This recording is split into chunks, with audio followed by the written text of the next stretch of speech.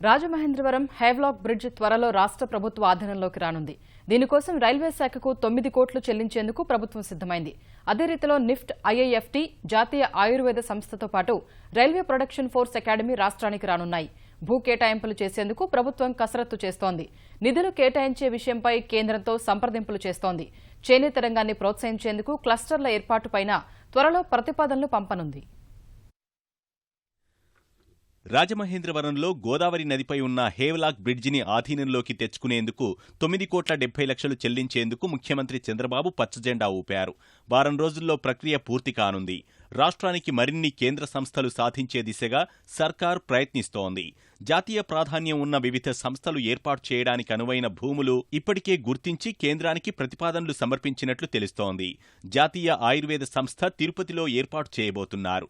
మంగళగిరిలో తలపెట్టిన ఎయిమ్స్ వద్దే స్థలం కోసం ప్రయత్నించినా కుదరనందున తిరుపతిలో పెట్టాలని ప్రభుత్వం కోరింది. కాకినాడ సెజ్లో ఏర్పాటు చేసే Indian institute of foreign trade కోసం 25 ఎకరాల భూమి కేటాయించారు. 100 కోట్ల రూపాయల పెట్టుబడితో పాటు 5 ఏళ్ల నిర్వహణ ఖర్చులు రాష్ట్ర ప్రభుత్వమే భరించాలని కేంద్ర వాణిజ్య శాఖ సూచించగా సీఎం చొరవతో 100 కోట్లలో 90% భరించడానికి కేంద్రం అంగీకరించింది. National institute of fashion technology సంస్థ కోసం అమరావతిలో 25 ఎకరాలు కేటాయించేందుకు సీఎం సుముఖంగా ఉన్నారు.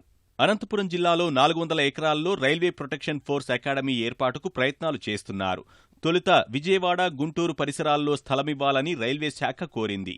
అక్కడ అంత స్థలం లేదని, అనంతపురం జిల్లాలో గుంతకల్ రైల్వే జంక్షన్ సమీపంలో భూమి కేటాయిస్తామని ప్రభుత్వం ప్రతిపాదనలు పంపింది. రైల్వే శాఖ ఆమోదిస్తే అనంతపురం జిల్లాకు మరో జాతీయ సంస్థ రానుంది. ఒక్కో క్లస్టర్ 2 కోట్లతో 50 మండల స్థాయి చేనేత క్లస్టర్లు కేంద్రం మంజూరు చేసింది. ఇప్పటివరకు ప్రభుత్వం 15 ప్రతిపాదనలు సిద్ధం చేసింది. మరో 25 ప్రతిపాదనలు ఖరారు చేయనుంది. ఢిల్లీ హాత్ తరహాలో చేనేత కళారూపాల ప్రదర్శనకు అనువైన మినీ అర్బన్ హాత్లు ఏర్పాటు చేయాలని యోచిస్తోంది. నెల రోజుల్లో ఇందుకోసం 10 ప్రతిపాదనలు పంపడానికి కసరత్తు చేస్తున్నారు. వీటికయ్యే ఖర్చులో కేంద్రం 80%, రాష్ట్రం 20% భరించాల్సి ఉంటుంది. ఇవి ఏర్పాటైతే రాష్ట్రంలో చేనేత రంగానికి, సాంస్కృతిక రంగానికి మంచి ప్రోత్సాహం లభిస్తుంది. కోస్తా తీర ప్రాంతంలో ఆక్వాకల్చర్ ఇన్స్టిట్యూట్ ఆఫ్ ఎక్సలెన్స్ ఏర్పాటు చేసేందుకు కేంద్ర వాణిజ్య మంత్రి నిర్మలా సీతారామన్ అంగీకారం తెలిపారు. ఇందుకు సంబంధించిన ప్రతిపాదనలు త్వరలో కేంద్రానికి పంపాల్సి ఉంటుంది.